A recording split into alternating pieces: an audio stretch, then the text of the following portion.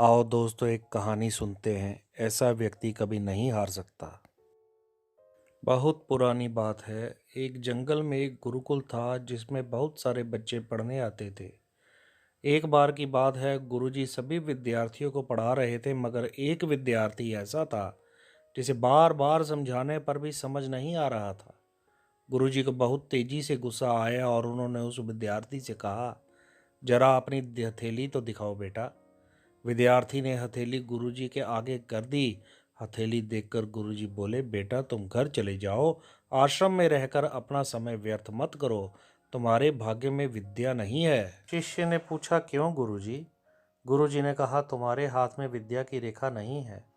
गुरुजी ने एक होशियार विद्यार्थी की हथेली उसे दिखाते हुए कहा, यह देखो, यह है विद्या की रेखा।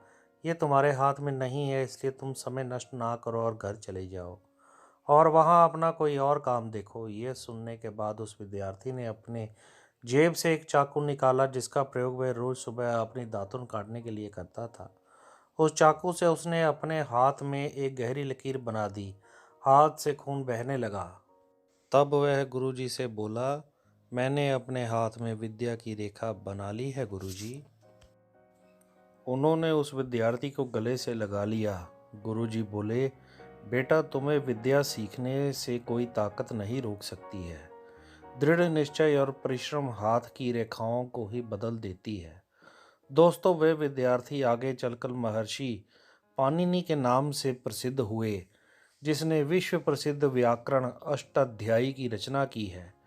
इतनी सदियां बीत जाने के बाद भी आज 2800 वर्षों के बाद भी विश्व की किसी भी भाषा में ऐसा उत्कृष्ट और पूर्ण व्याख्या का ग्रंथ अब तक नहीं बना।